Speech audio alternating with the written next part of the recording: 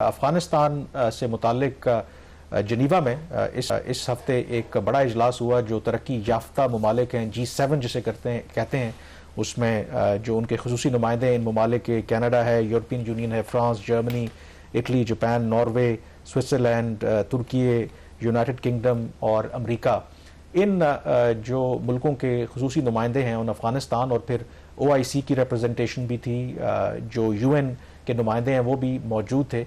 अफगानिस्तान से मुतालिक इनकी डिस्कशन हुई। जो एलामिया जारी हुआ वो अफगानिस्तान हुकूमत के खिलाफ येट अगेन एक चार्ज शीट है। उसमें दो बातें कही गई हैं। एक तो जो हाल ही में जो अफगान तालिबान की हुकूमत ने मेडिकल एजुकेशन जो है ख़वातीन की, उस पर भी पाबंदी आयद कर दी है। अब पहले उन्होंने जो हायर एजुकेशन या प्राइमरी से ऊपर जो बच्चियों की तालीम है उस पर पाबंदी आयद कर रखी थी। उसकी वजह से जो इंटरनेशनल कम्युनिटी थी वो काफ़ी उनसे नाराज़ थी। बजाय इसके कि वो पाबंदी ख़त्म करते, उन्होंने अब मेडिकल की जो एजुकेशन है ख़वातीन की उस पर भी पाबंदी आयद कर दी है। तो इस सिलसिले में जो ये G7+ जिसे कह रहे हैं, ये जो मीटिंग हुई है, एक सख्त एलामिया जारी किया और कहा है कि ये बिल्कुल भी अफगान तालिबान की हुकूमत का इकदाम ठीक नहीं है। दूसरा शहबाज इसमें जो पाकिस्तान से मुतालिक इम्पॉर्टेंट है और वो जो दहशतगर्दी के हवाले से जो हमारे खदशात हैं, उन्होंने एक्नॉलेज किया कि यस, दाइश के खिलाफ तो भले अफगान तालिबान की हुकूमत ने कार्रवाइयाँ की हैं, लेकिन आज भी कई जो दहशतगर्द ग्रोह हैं वो अफगानिस्तान से ऑपरेट कर रहे हैं और जो पड़ोसी ममालिक हैं उनके लिए ख़तरा है। अफगान तालिबान की हुकूमत को ये रिमाइंड करवाया गया है कि जो UN सिक्योरिटी काउंसिल की करारदादें हैं उसके तहत वो विदाउट एनी डिस्क्रिमिनेशन तमाम जो दहशतगर्द ग्रोह हैं उनके खिलाफ एक मौसर कार्रवाई करें। तीसरा एलिमेंट उसमें यह था कि उन्होंने इस बात पर जोर दिया कि अफगानिस्तान में, क्योंकि दोहा मुआहदे में ये उन्होंने वादा किया था कि एक इंक्लूसिव गवर्नमेंट, यानी कि तमाम जो फरीकैन हैं, तमाम जो पॉलिटिकल प्लेयर्स हैं अफगानिस्तान के अंदर, उनको हुकूमत में शामिल करेंगे। तो उसके हवाले से भी वो कहते हैं कि एक कौमी डायलॉग होना चाहिए और एक इंक्लूसिव गवर्नमेंट जो है वो बननी चाहिए। तो नटशेल उसमें यही है कि जो अफगान तालिबान हुकूमत के हालात हैं उससे वाज़ेह है कि उनका कोई इरादा नहीं है कि वो इंटरनेशनल जो लेजिटिमेसी है वो चाहते हैं, और जो स्टेप्स वो ले रहे हैं लगता ये है कि शायद उनको कोई भी मुल्क जो है या इंटरनेशनल कम्युनिटी उन्हें तस्लीम ना करे। कामरान, इनकी जो हुकूमत है अफगान तालिबान की, जिसको अबूरी हुकूमत कहा जाता है, उसको तकरीबन 3.5 साल तो हो गए हैं ना।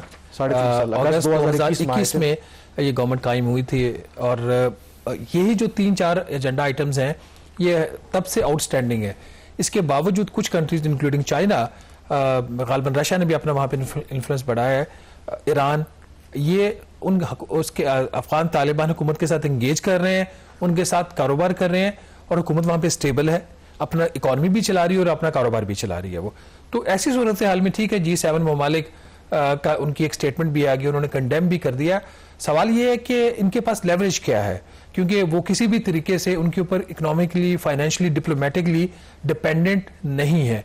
तो स्टेटमेंट दे के कंडेम कर देना एक बात है, और एक्चुअल एक्शन लेना जिससे वो दबाव में आए या वो इस चीज़ पे एग्री करेंगे, ठीक है हम ये पॉलिसी रिव्यू करते हैं, उसके लिए इनके पास टूल्स क्या है? देखिए, टूल्स तो वो बिल्कुल आप बात ठीक कर रहे हैं कि सबसे बड़ी लेवरेज तो यही है कि अगर आप ये स्टेप्स नहीं लेंगे तो हम आपको तस्लीम नहीं करेंगे। फिर जो उनके ऊपर सैंक्शंस तो आज भी मौजूद हैं। मसलन आपने जिक्र किया कि यस कि रूस और चीन की जो पॉलिसी है वो ज़्यादा प्रैग्मेटिक है, वो इंगेज कर रहे हैं, लेकिन डोंट फॉरगेट कि इसी महीने जो एक डेवलपमेंट हुई कि भले चीन और रूस जो हैं वो तालिबान के साथ बाकी मुल्कों के मुकाबले में इंगेज कर रहे हैं, लेकिन UN की सिक्योरिटी काउंसिल रेजोल्यूशन के तहत एक मॉनिटरिंग कमेटी है, उसका जो मैंडेट है वो उसको फर्दर 14 महीने के लिए एक्सटेंड किया गया। और उसका मैंडेट क्या है कि जो आज भी अफगान तालिबान के जो गवर्नमेंट में लोग बैठे हैं, बेशतर के ऊपर पाबंदियां हैं, उनके ऊपर वो ट्रैवल नहीं कर सकते। जब भी ट्रैवल करना होता है तो उनको UN जो है वो एग्जेम्पशन देता है। तो उसमें रूस ने और चीन ने तालिबान के खिलाफ वोट दिया है।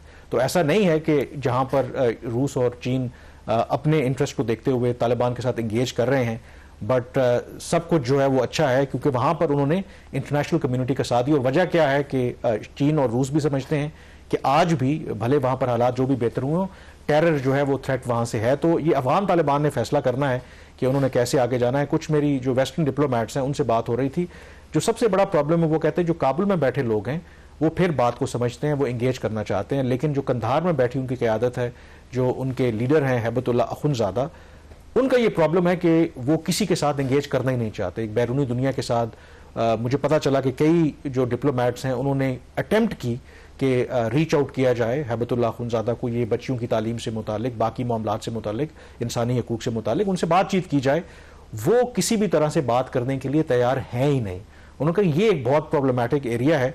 और फिर दूसरा जो आपको पता है कि हाल ही में जो एक वाक़या भी हुआ, खलीलुर रहमान हक्कानी जो हैं उनको असैसिनेट किया गया काबुल में। दाइश ने जिम्मेदारी ज़रूर कबूल की, लेकिन यहाँ पर डिप्लोमेटिक सर्कल्स में भी कुछ ऐसी चहमगोइयाँ हो रही थी कि it could be part of internal जो एक रिफ्ट है, क्योंकि कहा यह जाता है कि जो हक्कानीज़ हैं वो कंपैरेटिवली चाहते हैं कि जो अफगान तालिबान की हुकूमत है वो थोड़ी सी मॉडरेट पॉलिसीज़ अपनाए, ख़वातीन की तालीम के ऊपर जो पाबंदियाँ आयद कर रखी हैं उसको थोड़ा सा नरम किया जाए। और खलीलुर रहमान हक्कानी ने अपनी असैसिनेशन से तकरीबन एक हफ्ते पहले कंधार में जो एक अहम इजलास हुआ था, कहा यह जाता है कि बड़ा खुलकर उन्होंने इस मामले के ऊपर हैबतुल्लाह खुनज़ादा से इख्तिलाफ भी किया था। तो बज़ाहिर जिस तरह शहबाज कह रहे हैं अभी हालात सिक्योरिटी के या ओवरऑल अपना वो निज़ाम तो चला रहे हैं, लेकिन अफगानिस्तान की हिस्ट्री बताती है कि इनकी अपनी जो इंटरनल राइवलरीज हैं, जब पावर गेम्स हैं, उसकी वजह से भी अफगानिस्तान के अंदर इंस्टेबिलिटी बढ़ती रही है। और उसको दूर करने के लिए ज़रूरी है कि वहाँ पर एक लॉन्ग टर्म प्लान हो, एक जो इंटरनेशनल उनकी रिकग्निशन हो। लेकिन जो अफगान तालिबान की क़यादत है कंधार में बैठी, वो अपनी बात पर कायम है कि वो जो उनके असूल हैं उस पर वो कॉम्प्रोमाइज़ नहीं करेंगे, और यही एक डेडलॉक है। यहाँ पे ब्रेक लेंगे, ब्रेक के बाद एक और अहम इशू के ऊपर बात करेंगे कि इस मरतबा जो एनुअल एक एनवॉइस कॉन्फ्रेंस दफ्तर खारजा उसका इनेकाद करता था, क्यों नहीं हो रही। ब्रेक के बाद इस पर बात करेंगे।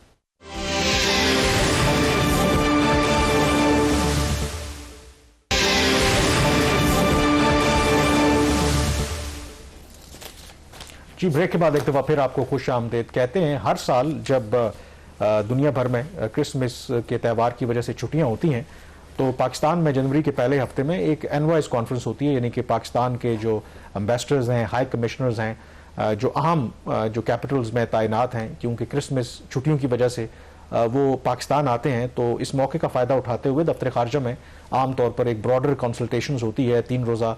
उसमें एट टाइम्स प्राइम मिनिस्टर भी शिरकत करते हैं और उसमें डिस्कस किया जाता है कि जो भी इनपुट वो लेकर के आते हैं जहाँ जहाँ वो तैनात हैं, और जो पाकिस्तान को फॉरेन पॉलिसी के चैलेंजेस दरपेश हैं, या हम अपनी फॉरेन पॉलिसी को कैसे बेहतर बना सकते हैं, तो इसके ऊपर डिस्कशन होती है। लेकिन इंटरेस्टिंगली एक ऐसे मौके के ऊपर जब दुनिया में बहुत बड़ी तब्दीलियाँ आ रही हैं, हमने आगाज़ में जिक्र किया कि इस वक्त अमेरिका के साथ हमारे क्या मामला चल रहे हैं, ब्रेक से पहले जिक्र किया अफगानिस्तान का मामला आप देख लें, फिर मिडल ईस्ट के अंदर जो कुछ हो रहा है, फिर इम्पोर्टेंटली चंद हफ्तों बाद ट्रंप जो हैं वो सदारत का ओहदा संभाल रहे हैं। तो ये तमाम डेवलपमेंट्स के होते हुए कहा यह जा रहा था कि शायद ये एक अप्रोप्रिएट टाइम है कि तमाम पाकिस्तान के जो सीनियर डिप्लोमेट्स हैं इकट्ठे हों, अपना इनपुट दें और एक डायरेक्शन दें, गवर्नमेंट को सजेस्ट करें कि हमने आगे कैसे बढ़ना है। लेकिन इस दफ़ा ये कॉन्फ्रेंस नहीं हो रही, और शहबाज मैंने जानने की कोशिश की तो उसकी कोई ख़ास वजह नहीं बताई गई कि बस वो फॉरेन पॉलिसी, फॉरेन ऑफिस का डिसीजन था। आमतौर पर फॉरेन सेक्रेटरी या फॉरेन मिनिस्टर ये फैसला करते हैं, तो उनको मुनासिब लगा कि इस दफ़ा ज़रूरत नहीं है। कुछ जो एम्बेसडर्स हैं उन्होंने कहा है कि जो आएंगे